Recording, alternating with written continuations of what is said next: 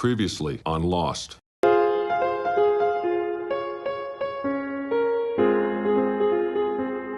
Greetings, Ron Smilik. And Fellonius the Wizard. We are previously on Lost, and I want to start with a disclaimer, Ron.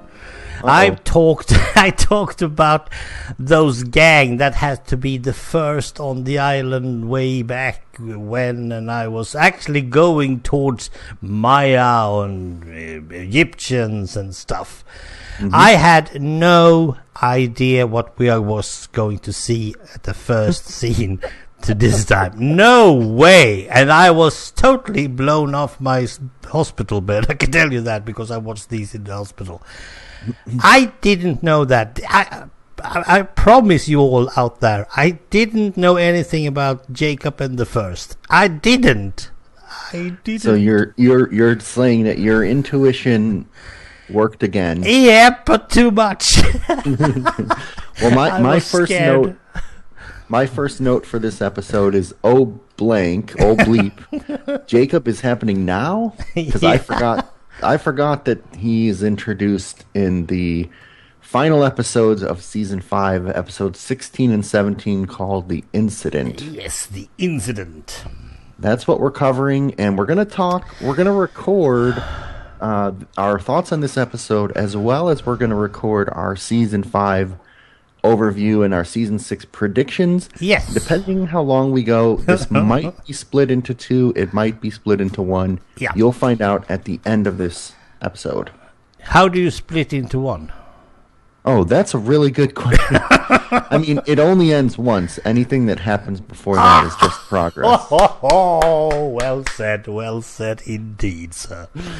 Right. So, I should also say that this is T-8 or 9 episodes from the end of our entire series. That's true. That is true. It's a sobering thought. It makes my heart beat harder.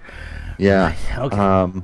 And we're going to make a change. We're going to make a slight change. Do you want to talk about that? Well, I thought, and Ron does agree, that these recaps we have on the backs of our DVDs, they are pretty stupid. Or should I say, rather obvious. Well, now that I read them after I've seen it, it really didn't give me anything, and I said to Ron, couldn't we just skip them altogether? Yeah, we originally thought that our notes were going to not cover, like, we didn't want to spend like the whole time just recapping what happens. We just wanted our reaction. Yeah. So we thought you needed the context, but it turns out I think our recordings are somewhere in the middle. Yeah, we need our recapping of our own recapping of the story in order to get our ideas and thoughts correctly. Yeah. Yep. So I think it's safe to say after 5 seasons we've finally learned some tips and tricks about being a good podcast. Yeah. In yet another 8 episodes we are going to nail it. Yeah. Yeah. So let's get into this because we have probably a lot to say about this one. Yep, and it starts early on. We start, I'm calling this 1577. Yeah, I agree. It's not the like ancient times. Nope. But to your point, I think Jacob and this man in black have been around a very long time before this particular beach scene. We have Jacob, and we have a person that we don't get his name. Nope. And the community of Lost typically calls him the Man in Black. That's nice. So we should probably use that term just in case. Yeah, we're only going to meet him twice, so it's not really that much. Yeah. Well, you could say we've been meeting him for a while now. Well, that's one way of putting it, but we didn't know that. Yeah. So, Man in Black and Jacob. Why don't you give me your impression of what's going on in this scene? Well, and then I'm calling a bet here. That's the black rock out on the ocean. Yes. That has to be the one, and that was so awesome. I was, this is nice. This is nice, but it's out there, and it seems like Jacob has called him. And so I want to start off with one thing. This is a real misfit of casting. That guy is not Jacob. Oh, really? I know that actor as well. I've seen him before. That's one part. He's blonde. He has no aura of wisdom or anything. He's just some brat going around with a knife. I mean, come on. He's not Jacob. The man in black, that could have been Jacob. He was much more the Jacob, the island that I thought of. But the brat, no, it doesn't work at all for me. So you use the term brat, and it makes me think arrogant or stuck up. I look at him and I think he's quiet, sort of contemplative Zen, like nope. I don't get sort of person. Very I don't get humble. that aura. I don't get that aura. You know that I've tried to read the characters from the actors. This actor doesn't do it well. I don't get that. I don't get the same thing that you do, but I accept, of course, that you get it, because that is the point. The story gives us that, of course. So I wanna make sure. So you say Jacob equals brat, and the man in black you said is more in tune with. Yeah, more like the Jacob that I have been feeling for all these seasons, and that brings all these the whole incident episodes is actually I have some problems. That brat speaking Korean for no reason at all. Okay, he's just there because he has to be there because we are going to connect some dots, but he's not Jacob. And every time I see him, I'd go, okay, bloody fool. And that is a problem. It is the actor. It's not the way he acts. It's the actor himself. I don't buy him. What about when he? Okay, we're gonna jump a little. Yeah. What about when he's visiting the kids and people? I mean, no, don't get it. I don't really get it. It's not wisdom. I want more wisdom from the island. I want the island's wisdom, and I don't get that. I get some sort of young guy, blonde. That's also a problem, of course. And he doesn't seem convincing. What he says is convincing enough because any actor can say that thing, but I don't get that aura from the guy. I get it from Ben. I even get the right aura from Ben. Michael Emerson. This will be interesting. I'm going to see if you can convince me over the next season. No. Or if I can. He's in for the whole long run. But the first I saw him, and then they suddenly called him Jacob. I was totally convinced in that first scene that the man in black was Jacob, and the other one was someone who was like, I don't know, like Ben or something like that. That is going to overturn. And the speech was also that Jacob is not the person who wants change, who wants progress. The island doesn't want progress. It wants to be left in peace. That's my feeling of the island. That's what I've got for 5 seasons now. So, and suddenly Jacob stands for progress. Well, so what just from this small scene, I think what I got. Okay, so my notes. I had 3 notes, and they were almost exactly what you said. Surprised that you see him. That's the Black Rock. My next note was Jacob calls them. So I think we're on the same page up to the point. So Jacob's job is to call humanity to the island.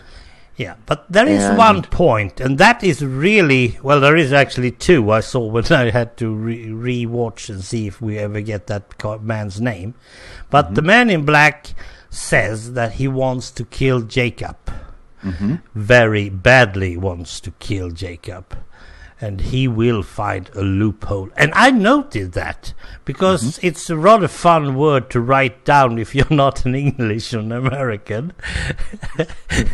So I just wrote it down because Mr. Loophole for me is, of course, one of the Marx Brothers, Groucho. So that's one of the points. But loophole, I mean, loophole meaning like a way to bend the rules. Yes. Okay. So Jacob's from this scene, Jacob's job is to call humanity to the island, and the Man in Black clearly doesn't believe in humanity. He thinks Jacob's wasting his time. Well, and that is what I also feel from the island's part. Okay, so Jacob, Yep. But okay. Well, I guess where I'm headed to is it feels like Jacob is good. He believes in humanity. He wants to bring them to the island and test them to prove something. And the Man in Black thinks he's wasting his time. Humans can't be trusted. No. And either way, it's actually a very good thing. But also, if this is like in the I don't know 16th century or anything, it's okay to think that, because man wasn't as corrupt as it is today, and we are not that many back then as we are today. So it really has. Well, Jacob's idea might actually not be that bad. That's what I'm getting at. Is it feels like Jacob would be the good guy, and the Men in Black would be more against humanity. Conservative. Okay, so you don't think Let's put the politics right. Well, it was totally. I mean, I don't take sides except for the island, and what we have seen so far is 2004, 1977, and somewhat more, and it's always been on the island being on the losing side. Now that we get a notion of what it could have been starting as with the Black Rock, we might actually see what if it had taken some other turns. What if the Man in Black had his saying? Could be interesting. So do you think the island is bad, or the island doesn't want? No, the island is. The island is Zen, if anything. Okay. So, but do you think the island? So, do you think the island is more like the Man in Black? It doesn't want humans at all, or it's given up on humans? No, I think, well, the 2007 island doesn't like humans at all, because they have been, since the Dharma and since the Korean War and all that, it has been bombarded with different stuff. But on the other hand, it does have its energy source in the middle of everything that does good for the people. So, it's a give and take. Well, I mean, this is a pretty short scene, but I think it had a big impact. Oh yes, and like I said, I completely forgot that this scene was in season 5. I thought this was like happening over mixed in with something else in season 6. So this was a nice surprise for me, and I'm glad you liked it. Yeah, oh yes, absolutely. But then I was sitting there hoping that they'd do a quick short back to that place again, but they didn't. They just left it there, and then I felt like, okay, then it was useless. But now that I'm sitting here talking to you, I feel like, no, absolutely, it was perfectly put. It should start the finale. I think this was correct. I think this scene. So I think we need to measure everything else that happens in this episode against that scene, sort of, yeah, and everything that happened up to this point, and I'll come to that in a second. Yeah, how should we start that? Well, so I think in this episode we see a lot of flashbacks. One for almost all of our main characters, not all of them. Nope.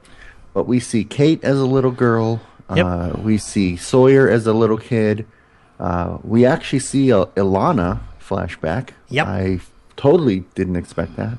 We see Locke flashback, Sun and Jin, Jack, and even Juliet. And I think we can summarize, or at least for me, the main thing about all these flashbacks, except for Juliet's, is that Jacob appeared to all of these characters before they came to the island, and basically, if his job is to call them, this is when it all started. So ever since he got into their lives, they've been called to the island. Yes. We can debate why, but that's not the point. They are called to the island, and that's why they should be there. And he does something to all of them besides just talking to them. Oh, yes. Helping them in one way or another. He actually touches them all. He makes physical contact with them. Oh. Yeah. So he has touched... Even Sayid? Nope, not in the flashback. Not yet. He does in the flash forward. And he doesn't touch He does Sun. it after Sayid and Hurley. Sayid and Hurley don't meet Jacob, at least so that we know, until after they leave the island in part of the Oceanic Six. And then he calls them back. Yeah, that's right. So he doesn't need to touch them. Okay. Well, so they may... and this... I need to watch more to see if that matters or not, but this is something I didn't realize the first time I watched the show. Okay. So potentially they weren't part of... Remember, like, when there was the whole thing about you're not on Jacob's list, you are on Jacob's list? Oh, yeah. I kind of want to go back and double check. You and your list, yeah. Yep. I kind of want to go back and double check. I think Hurley wasn't on the original list, but after he was Oceanic 6 and had to come back, then Jacob touched him afterwards. So they are touched and thereby on the list. Yeah, something like that. Well, that's a good theory anyway. I'm noting it for season 6. Yeah. Now, Juliet has a flashback, but Jacob's not in it. No. Hers was purely just setting up the whole... leaving stuff, yeah. Her view of relationships with men. So we'll get to that. Did you want to say anything else about the flashbacks of the Losties? Nope. Okay. So then I think... So now we have Jacob, and we have the fact that he has basically called the people from Flight 815 to the island. Yep. Okay. Now I think we should probably go to 2007. Yes, that might actually be because this kind of leads up to Jacob. So this is John, Richard, and Ben, and a bunch of random people. Yeah, the others that are and they are traveling to Jacob at the statue, the current statue, which is not a statue anymore, but just a foot. Yep, but in the basement of that foot, that's where Jacob lives. Yeah. And John tells Richard something really surprising to me. Yeah, he tells, like, this was the first note I have in this series. Okay. And by the way, this what we're going to talk about here is broken up throughout the episode. But I think it makes more sense to tell it together instead of jumping back and forth. Yeah. So John tells Richard that after they deal with Jacob, they have to kill all the people that were on Ajira. Take care of. Yeah. Is the wording. I was suspicious when they said take care of, because it can mean so many things. Yeah. And it seemed like Richard got the idea. Yep. And then we have a scene where Bram and Lapidus and Alana are together, and Bram asks Alana if Lapidus is a candidate. Yeah, that's the first we heard of that, right? That's no, but yes. We've heard of it, but it was very subtle before now. Okay, now I think they use that term. The candidate for what? Exactly, we don't know. Well, I call it candidate for the first. Again, I'm going back to that thing that I was debating last time. I have had so much problem grouping people that now I have a group that were there from the beginning, and I'm calling them the first, and they have ascendance, and now people come and they are going to be part of that big group again. They are going to restart it all or something like that. It feels like it. So candidate for you means, or could mean, a member of to join the first. Yes. Yeah. Okay. And that might actually be before Jacob even. Of course it is. Okay. Good. So and then and at that point they are hauling that box, that crate along, and my guess was that it was Jacob's remains. Okay. But that was wrong. Yeah, at this point, I mean, that box is so big and needs so many people to carry it. I still wasn't sure. Part of me thought, are they going to put Jughead in the box?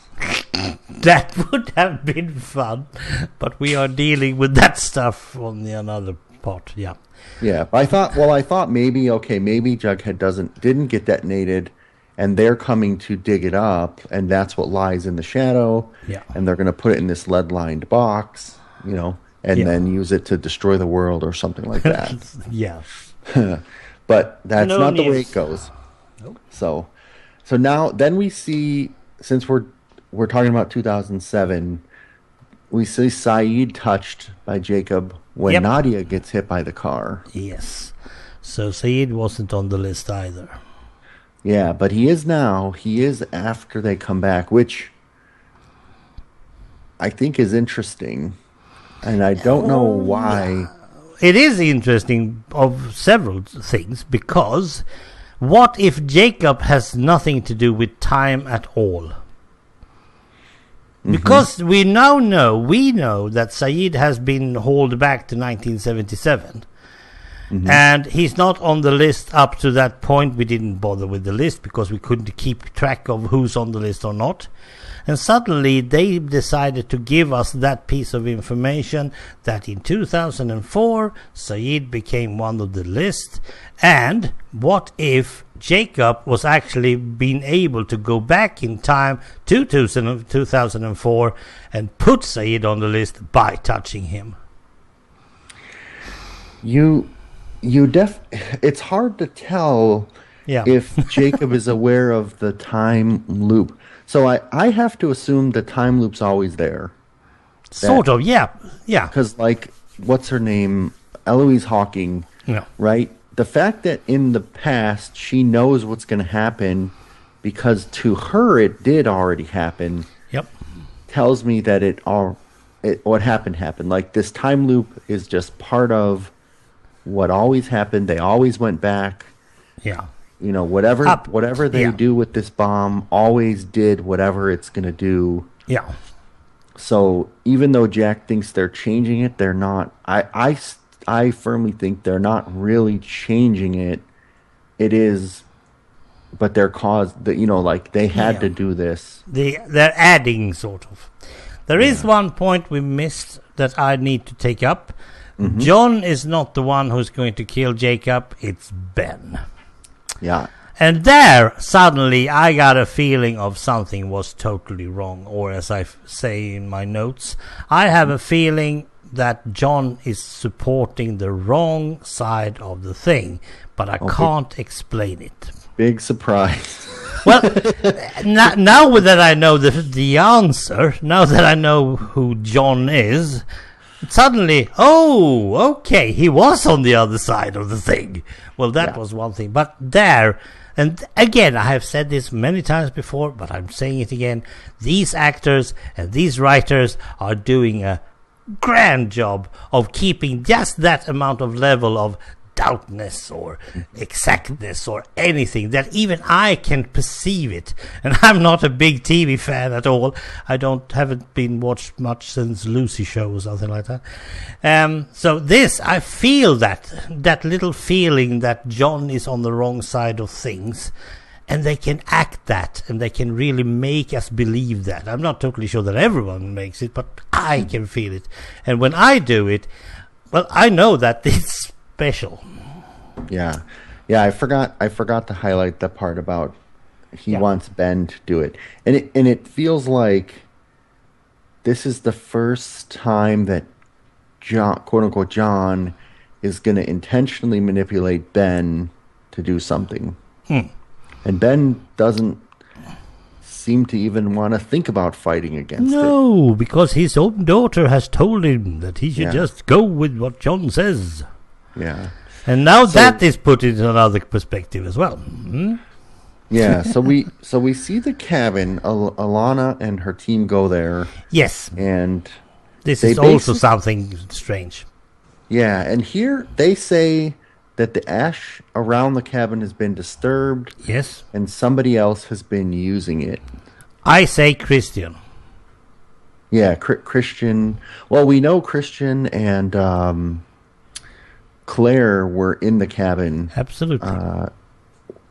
So, but which side are they on then? Because they are not Christian, they are not Claire. They are probably the man in black, or are they Jacob? But it wasn't Jacob has used it. I'm glad you said it.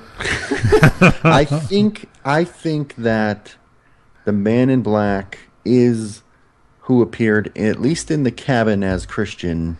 Yes. Feels right. So this is where I say we have to now go back and think about every time we've seen, Christian, for example, appearing and trying to lure Jack into the waves, into the jungle, telling him to do stuff like if Christian hadn't appeared to Jack in the hospital, Jack was not going back to the island. Nope. So it seems like Jacob can call the people by touching them. Mm-hmm. The man in black maybe can only manipulate through words, but can't directly. No, he can't put them on the list. Yeah. So they burn the cabin. And that's cool. I thought that was but it's going to burn down the whole jungle, Frank says. He's down to earth guy, that man, yeah. Yep. The thing was that I was a bit weary because Ilana could go inside the cabin with a modern weapon in her hands. And we knew that Jacob was supposedly not fond of modern stuff. Well, but except the next scene in the flash forward is Ben and John is kind of setting the hook deeper. Yeah. And saying you were pretending in the cabin, and Ben admits, yes, I was pretending the whole time. I've never seen Jacob. Exactly. So Ben made that stuff up about technology, I think. Yeah. Although I'm sure it was based on a kernel of truth. That might be. But it is, again, if it's Jacob, he can take any modern weapon, whatever it is. Ilana knows that because Ilana is an old friend of Jacob's. But the man in black, if he's in there, perhaps he's not able to take the modern stuff. And that is a difference. I would definitely guess that if the man in black doesn't doesn't believe in humanity, he probably doesn't believe in technology. Because remember, Jacob says anything that happens before the end is progress. So I think Jacob's not opposed to progress. Nope. If it grows, if humanity, he has faith that humanity's going to prove they're worth it. And the man in black has given up on humanity. Again, we don't know what for. No. There might be some, as you probably already know. I mean, I get the feeling on Maya we have the Anubis statue or something like it, or if it's a Ra. The Maya Egyptian old thing, and once upon a time our continental plates was actually moving about on this planet, and who knows, perhaps the northern part of South America and the African part was together at one part, and they had the same culture all over the place, and it was the only hot spot. We don't really know that, and then things drifted apart. We know that they had been doing that. Oh, yeah. I mean, I think it's a scientific fact that Pangea, that we did have one big continent before it split up. I mean, and who knows? Perhaps this island is a part of that little connected part. Why not? It could have been like the center. What? Even that? Oh, I can buy that. Yeah. So. Yeah. But So they're at the beach. This is again 2007. They're at the beach. Sun finds Charlie's DS drive shafter ring in the crib. Now, I don't really know what the significance is, because I had a feeling that way back when it was hidden that Hurley was going to find it and give it to Aaron, or sorry, not to Aaron. To Aaron. Yeah. The fact that Son finds it, I don't know where that's going. So I just put a bookmark in my mind on that. Yeah, well, to me it felt like how the writers are sitting there. How do we connect Jacob and Son? Well, can't we just have a scene where he comes and congratulates them on their marriage or something? Something easy, no big deal. And then they suddenly connected it with Charlie because Charlie hasn't been mentioned for quite some time. Thank goodness I haven't missed him a wink. Yeah, no. And it feels like they just forced this little scene in because it has no significance whatever except for the fact that Jacob touches Son. Yeah, it's almost like the fans were like saying, "Wait, you guys hit. He dropped the ring. You made a point of showing it to us. Did you forget?" And they're like tying up these little one-off loose ends. I don't have an issue with the scene here. I just thought it felt out of place. Yeah, that it was Son that found it. I didn't even bother. So they travel from the beach to the statue. Yeah, and then there's is it easy to make torches, right? Yeah, I've always thought that. Yeah, you always do that when you're going out with the dog. You just make a torch and you just blow it up. Right? It's so easy. Yeah. I don't like that. That's Hollywood. Yep. And there's another flash forward, another 2007 moment. Oh, the best moment in this whole episode, if you ask me. What happens? Well, first of all, Ilana and Co are showing up, and they show us that it's John in the coffin, the crate. She actually calls him Ricardus. Oh, yes, that's an old name for him because he's been there since the Black Rock. Well, we'll get back to him later on. Never mind. Well, doesn't Ricardus sound older than the Black Rock though? Ricardus sounds more Spanish. Yeah, I thought it sounded like Greek or Ricardus. No, it should be more Spanish or Portuguese. Well, you might have it. I know a guy called Fellonius, but that's more like Greek. Yeah. So they dump John's body out. Yes. So who's in the foot then? Yeah. Well, and I keep thinking to myself, why the heck were they carrying him in such a big box? Yeah. When he got off the plane, well, first of all, they got rid of the coffin and just took the body in that box. Why didn't they just put him in a bag or something? Yeah, something easier to carry around. Yeah, so it's because we are not going to see. If they took the coffin, then we would probably know that it was a dead body. If they take this big crate or box, it can be absolutely anything. It can actually be an engine from the plane, even. Yep. Or a boat. So there's a reveal that the Man in Black found his loophole. Yes. And is now going around as John. Yes. Now there's been a couple so at this is the point where I would like you to go back and rewatch episode 12 called Dead is Dead. Okay. And see how John is acting and it seems like okay. Can we stray back to that for a moment? Oh yes, we can go back to episode 12. So in episode 12, this is the one where Ben went under the temple to get judged by the monster. Yep. And if you remember, on the surface, he's walking around with Locke, and Locke is acting like he doesn't know what's about to happen. He's actually very content, very under control. And Ben says he's going to get judged. I mean, Locke, if Locke is the Men in Black, if he's the island, he knows what's going on. He knows Ben's going down there, what he's going to face. Oh yeah. So then Ben, says that like the murder of John is in the best interest of the island. And you look at John's face in reaction to that, and you see, I think, that the Man in Black was judging Ben the whole time they were on that journey together. Oh, yeah. that the Man in Black already made up his mind and judged Ben before he even went down there to see the smoke monster. Yes. The Man in Black has been just playing along, waiting for Ben to see if he could judge Ben itself. And he could, because he is the one who is actually Alex. Mm-hmm. The reason John is not going down with Ben in this case is, of course, because John is going to be, or the Man in Black are going to be someone else. He has to do all the other stuff. Who knows? He might even be the smoke monster. I don't know.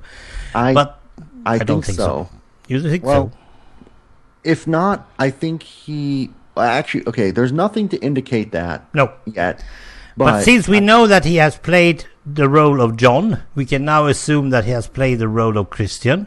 We can also assume that he has played the role of Alex, because it's all about making Ben follow John.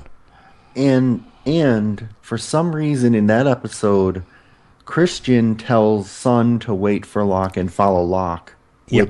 So if Christian's the Man in Black and then he shows up again as Locke, so he's basically also guiding Son with Ben, and obviously Jin and Son are split up, so the Man in Black has some kind of interest in getting Son and Jin to some point of collision maybe. Yeah. Well, they are all on the island. They're not just in the same time loop. That's all there is to it. And I think both Jacob and the Man in Black knows this. But the point is, the Man in Black has gone through all this in order to make Jacob die. That's all there is to it. And that doesn't really stop everything, does it? That is a good... I can't really see that's a good point to do. Okay, so now I've done my part, being John this time, but that doesn't really stop everything, does it? There's so many things still to come, and we are going to talk about them later on. If the Man in Black just theoretically convinces Ben to kill Jacob, he didn't have to, did he? Jacob's gone and out of the way. Then the Man in Black can take over. He doesn't like humanity, and I get the feeling. So I get the feeling that Ilana and company are the good guys working for Jacob and coming to stop the Man in Black, but they got here too late. We don't know that. Well, I mean, too late for their plan, because... Is Jacob dead? Well, we don't know, but... No, he's a bit hot at the moment, because we left him in the fire. The same fire we saw in the very, very, very early on in this same episode. And he's, at the end, as he's bleeding from a knife wound and then falling into the fire, he says, they're coming. Yeah. And the Man in Black, or I guess I should say John, doesn't look too happy about that. You see a tinge of concern creeping into his victory. Yes. Now, that scene inside the foot is going to be a very good growing ground for our predictions for season 6, because it has at least 4 different directions to go, and all of them are very interesting. So should we just drop it there? Well, my question is, who's coming? The first, the Mayas, the Egyptians, or is he talking about the people in the 70s? Oh, well, let's go back to those guys. Well, that's an easy peasy thing. Mm-hmm. All you have to do is knee a guy, and then you're off the sub. So, the only other flash forward I just want to touch on really quick is Jacob also visited Hurley in the cab, and obviously convinced him to get on Ajira with the guitar. Yep. So that wasn't really, and the guitar is of course Charlie. I assume so. Yeah. But that scene really didn't go. I didn't bother with it. I've noted it, but I didn't bother with it. Well, I mean, at this point, I was thinking to myself, wouldn't Hurley be panicked and jump out of the car? No, he's used to talk to dead people. But remember, like, there are people after him trying to kill him. He thinks when he leaves the police station, he's all very worried. Yeah. Now here's this guy waiting for him in the car, knows his name. Yep. I would think his flight would run in, but for whatever reason, he's completely calmed by Jacob's presence. He spills the beans, and at that point, I don't think Hurley was. Was Hurley at that point intent on going back, or nope? I don't think so. The one that convinced him that they need to go back. Yeah, well, that wasn't much of a convincing. It wouldn't have convinced me, but yes, it is him who is convincing Hurley. It's supposed to be, at least. I'm not really thinking that, again. I don't. If that character, if that actor had more of his big aura, I would have bought that scene totally. But no, I couldn't. But on the other hand, I now know that Jacob is going to be for the rest of this lost thing. So it's no good use sitting here wishing them to change the character, because they can't. Okay. I mean, I thought it was an interesting way to script it, that when the Man in Black and Jacob have their conversation, the vocabulary and the sentence structure is not ancient days. It's like modern day. Yep. Which I think is just meant to be timeless and recognizable to us, the audience. It's like in Star Wars. Everyone can speak English. Yeah. And I just thought it was interesting that they didn't try to use like an ancient phrasing or like, ye. That might go the wrong direction, because if you're going towards the Egyptians or the Mayans, then you have to have something completely different, and you really don't know how they spoke. They didn't speak like in the old British on the England counties, because that is what you're going to do, and that's not good. No, I think plain simple American, that will do. We are all going to convince ourselves by the manners and the clothing. I mean, doing their fish on the beach on an open fire. That's old stuff enough for the 2000 American. Yeah. Okay. So it sounds like we need to go back to the 70s now. Yes, finally. There are two 70s. We have Saeed and the bomb. Yeah. And we have those who haven't got the bomb yet. The folks on the sub, Sawyer, Kate, and Juliet. And to be totally honest, there's nothing much here. This is just the action part, right? Yeah, I mean, did you catch the name of the sub? Nope. Galaga. Oh, or Galaga, they say. But that's that old video game. Yep. Where you're shooting the space alien. Yes. That was cool. One more of those space invaders. Yeah. I will say I don't really. It was hard. It was a little bit hard to follow when Kate wants to stop Jack. Yep. Juliet and Sawyer just want to get off the island. Then Juliet changes her mind, convinces Sawyer, then changes her mind back, then changes again. Like, I feel like I lost all the motivation. Yep. For who was trying to do what. Like this whole sequence where they meet, get back to Jack. Like I feel like this happened over like 3 or 4 episodes. Okay. And it surprised me that this was all in this one episode. So yeah. But it was well, Juliet is on the bottom of my list. She can't pass Kate, but that's the only problem she's got. So Juliet is actually acting exactly as I have had her pinned for all this time.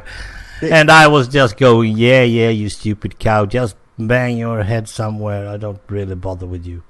Well, we see her. So I do feel like in her whole '70s arc up till the sub, she's been this like meek person following Sawyer. Yes, and that was wrong. And suddenly, there was a moment of hope when she takes out the guys on the subs single-handedly, and then she kind of goes right back into that mode. And given her flashback as a kid, basically like it almost makes me think she didn't learn anything through this whole series, because she basically thinks that like she's not good enough to be in a relationship. I saw your look at her. Yeah. Well, I don't really bother with her because it's not working 100% with Juliet. She's there because they need someone, and she is the most surprising thing they can use. It's a lady. She's blonde. Blonde is often learned as stupid people. She's a doctor, which means that she would probably take care of people. That she hasn't been doing that much at all. I think is one baby she saved. That's it. She's doing some fixing of some wounds here and there. Mm-hmm. But she is just as stupid as Kate, and they do stuff because those stuff needs to be done. Yeah. I feel like I wish she would have had a stronger, just a stronger personality in this episode up to this point. So but my man, she's not on the list. No, she's not part of that at all, which... That means that she can do whatever she wants to. Mm-hmm, mm-hmm. Now, next question. Kate. Let's start with... Okay, let's just jump this up and go back and stop Jack. I mean, how stupid can anyone be? I don't know. I don't have any notes about Kate at all. Suddenly you are going my way. Yes, that's good. And yet another this thing. Sayid knows everything about Jughead. Absolutely everything. He knows how to pick it apart and everything. Oh yes, he has learned a lot. But it's because it's in Daniel's journal, though. Come on. Come on. That book had to be filled with instruction how to pick apart an hydrogen bomb. I mean, one page. Is it? Yeah. Is it that complicated? It didn't look like that many wires. No, it didn't. Right? I mean, you can do that with any toy. Mm-hmm. Yeah. Well, anyway, that's Sayid's problem, and he's going to be shot, and he's probably going to be almost dead before he ever gets wherever he wants to be. And Well, let me ask Sawyer on the other... Oh, sorry. No. Go ahead. Sawyer, on the other hand, is actually following his feelings. Mm-hmm. He wants to be taking his chance in the real world, as he called it. And I think that he does everything right up to one point. And that's when he suddenly tries to convince the wrong people. Yeah, yep. Jack in that case. Yeah, I mean... I had this question early on. So you're seeing these guys drilling before Jack and everyone gets there and rejoins each other. And that scene, when we see the first thing of Dredd, we see Radzinski telling us that he has been planning this for ages. He really needs to be doing this. He's also a scientist. We feel, I get this crazy scientist guy suddenly, and his obsession with this. I really buy that, because suddenly, yes, I know now why you're shooting people left, right, and center, because you are so into that energy source. It is really everything that you live for. And that, I really bought that little short scene. Okay, good, because I didn't. I'm like, I don't know, he seems like almost crazed. Yeah, he does. He's been doing that for some episodes now. And he's only got like 4 guys. I mean, I just feel like they could. So why do they need a hydrogen bomb? Couldn't they just break the drill? Couldn't they just ambush these guys? No, they need an equality of energy. But if the drill down there. If the drill doesn't break, if the drill is broken and it doesn't punch through the pocket, then they don't need the bomb at all. No. Right? Yep. But they need the implosion or explosion or whatever implosion we can get in order to get back in time. And that's what Faraday has been counting on. Yeah. So basically, Faraday's plan relies on them breaking into the pocket. Yes. And the bomb.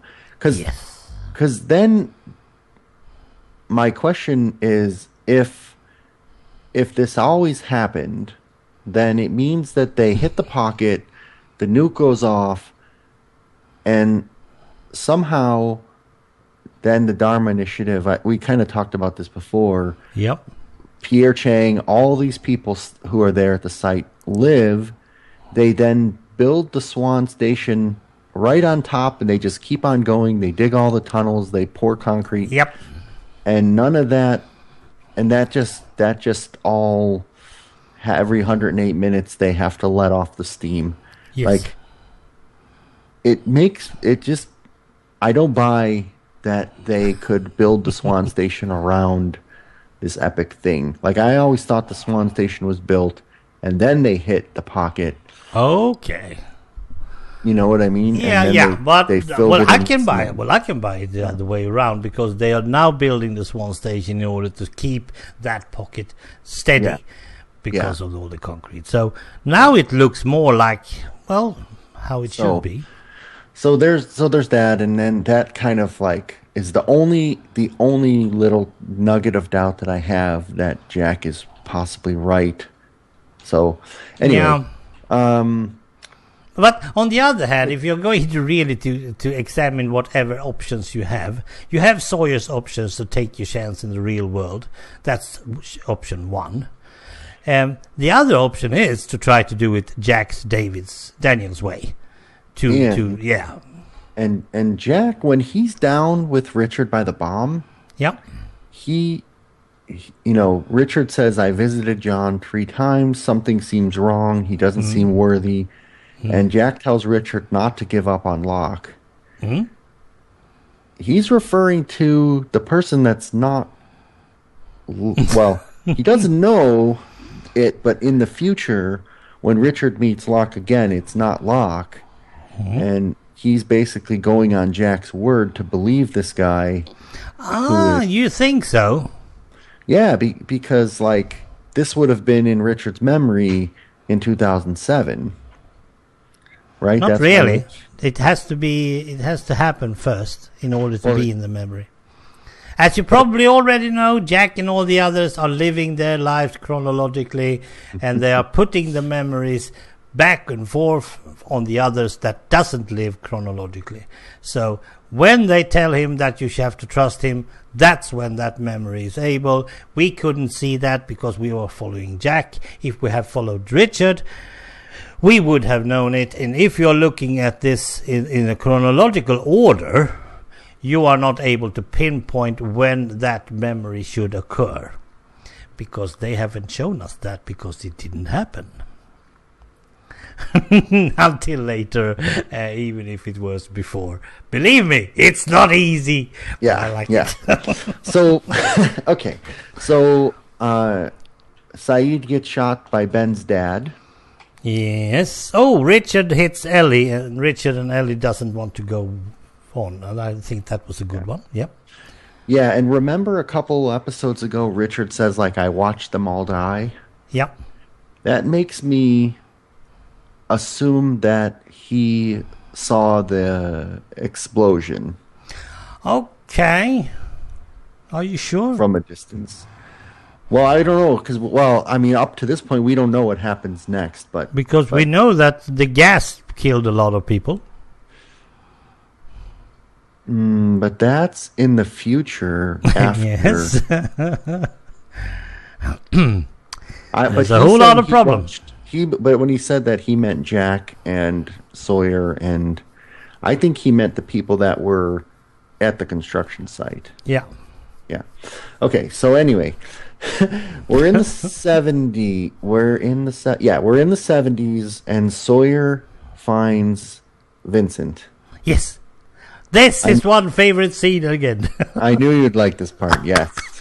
And I could not So I remember that Rose and Bernard show up retired. Yep. I thought that they were in 2007. I forgot that they went back to the 70s. We have been debating this. Are they going back and forth as well?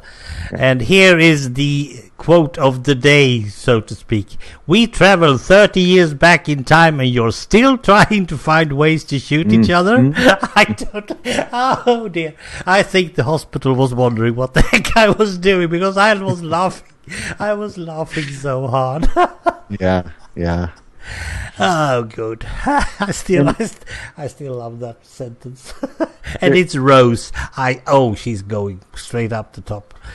Oh. Yeah, we don't get a lot of time with Bernard and Rose. No, and we don't need it, actually. That was just the amount of time we needed to have an answer.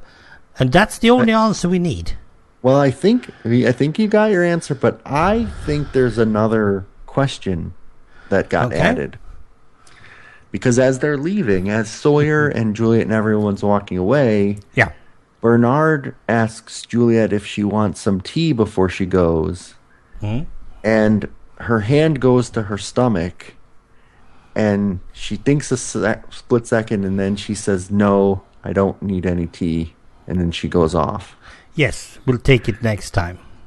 I have a feeling this is referring to Juliet being pregnant, and Bernard and Rose are asking if she wants some of that tea that will, cause her to lose the baby. Oh, I didn't get that at all. And she has made a choice to keep it, even though she knows that mothers on the island don't make it, kind of thing. Okay. I haven't even bothered. It's Juliet. Nothing to do with me. I just got that feeling, and when she touched her stomach, I had this feeling when I watched the show 10 years ago. Yeah. So I'm putting that in my predictions that Juliet is actually pregnant at the end of this episode. Yeah, because she wasn't hungry. And they put this scene in there on purpose. Oh yes, everything is on purpose from now on. You know that. Yeah. And okay, so what happens next? Well, everything as usual. Sawyer is hitting Jack with a lot of punches, but it doesn't really stop anything. Everything is as usual. Yeah. Business as usual. Now, let's see. This is what I write. Jack is there. Bang, bang. Cavalry came. Drops the bomb. Nothing happens. Suddenly, there's some sort of, I don't know, ultramagnetism. Juliet does a Sarlacc. Sawyer, Kate doesn't save. So okay, well, before we get there, there's a scene where Jack asks Kate, "Why did you tell me not to ask about Aaron?" Yeah, but that wasn't important, was it? Well, no, except that I remembered an old theory that I had, which was that if Kate says specifically that Claire. If they reset the timeline, Jack says if they reset the timeline, then Aaron will still be with Claire. And Kate says, no, she was about to give him up for Aaron adoption. Adoption to a couple in L.A.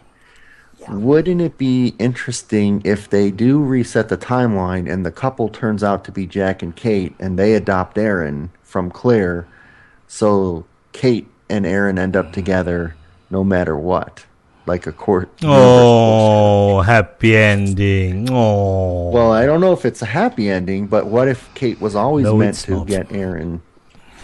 So that's one of my Kate shouldn't have any kids. She shouldn't have herself even. I'm not debating that. I'm just saying if they reset the timeline, I have a feeling that Kate and Jack are the ones who adopt Aaron from Claire. Okay, now we're doing predictions. Haywire here. Yeah, all right. It occurred to me. It was much more fun when Juliet did the Sarlacc thing. Yeah, so this is another scene that happened so quick, but in my memory it was really long. Maybe it was because of commercial breaks. I don't know. But I remember crying when Juliet got sucked in, and this time I was what? Yeah, I was really invested in Juliet and Sawyer. I was really invested in them and felt that they were like meant to be, and this time this episode watching it, I didn't get that. I was just like, okay. Yeah. She felt very long way. I think she would be splattered. Absolutely. Of course she's not. The problem here is how the heck did she get all that chain around herself? It wasn't just one lap. It was several laps. Yeah. And a chain doesn't work that way. It's going straight. It doesn't go around in circles in order to find something to get it going. Totally. No, that was so bad. So it was Sarlacc. Because Sarlacc was actually one of the bad things in Star Wars, if I ever saw anything. So basically what happens is Juliet falls down and she manually punches the bomb with a rock in it. That was fun. We don't know if the bomb goes off because there's a flash of white. Yes. Which could just be the drill breaking into the pocket, absolutely. Right? Yeah. Or it could be Desmond not pushing the button. Right. Or it could be the bomb going off. We honestly don't know. But let's assume just for a second that the bomb does go off. Yes. And it interacts with the yes. energy. So why Juliet? Why was she the one? Because she's not on the list. So she's expendable. But I mean, everybody's going to get reset. She's not dead or anything. Exactly. They're all going to just be back to where they were. Because she is the one who pushed the action button. She is the one who is taking care of the joysticks in this game. She's always doing the stuff, kneeing people and all that. That's what she's doing. She's a doctor. That doesn't is a doctor. Jack is a doctor, and he's suing people up over all the place. But no, she's not. But Jack, I mean, he thinks it's his destiny to come back and fix things, but yet she's the one who ultimately fixes it. He hasn't fixed anything. He just thinks that. Yeah, I just think it's an interesting choice of, asking myself, why did the writers specifically make it so that she... I think it's a surprising thing, because if there's anything... I mean, if you're going to suggest any action taken wrong, if there's anyone in the cast that you wants to hit the stone on that bomb and feeling, there's not that many who will think that, well, Juliet is the best bet.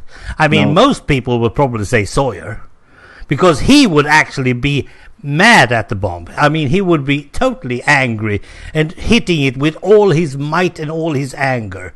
Juliet was just like, damn thing, why didn't you just blow up? And that is a surprising thing, because that is not the amount of feelings you need to have according to an H-bomb. Come on, we need more. We are so Star Warsy nowadays, so it's that problem. So I think it's a surprising thing. First of all, you have already decided this. She was not on the list. That's one point. And I think the writers have total check on that one. But also, Juliet is the meek, as you have said it once.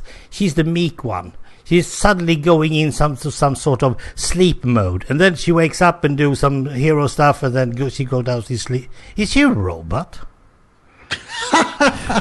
Oh my goodness! If they introduce robots now, then this show will touch all of the sci-fi tropes. Well, it feels like it's a button on and off, and she's like, oh. My on button is a bit loose, but I will hit this thing with a rock anyway, just because I'm a mad sort of thingy, and my knitting is gone, sort of. So overall, did you like this episode? I really liked this finale. It was a very good finale, and it was so entangled. As we all know that we need to get people into the same age, some sort of, and we all think that everyone is working towards making everyone coming to the island at the same time. Please, 2007, let's make everyone. That is our wish. And suddenly they're doing so much other stuff, and in our back of our head we think, oh yes, that might lead up to everyone beyond the age. Oh yes, that also. All right, driving a van through the jungle. Well, yes, that will also lead to it. I mean, well, that's a good. You said something that just triggered an idea in me. Yeah. So I don't feel like the 2007 actions and the 1970s actions actually came back together. No. So it didn't. one of them ends with, Jacob getting stabbed and thrown in the fire. There's no flash or anything. Nope. There's no kaboomy. There's nothing tied to the incident. Nope. So that's one thing. So we're going to potentially start off either with two parallel things still going, or the incident with the nuke going off. If it resets the timeline, then doesn't that mean that Jacob didn't get stabbed by Ben? Exactly. Yep.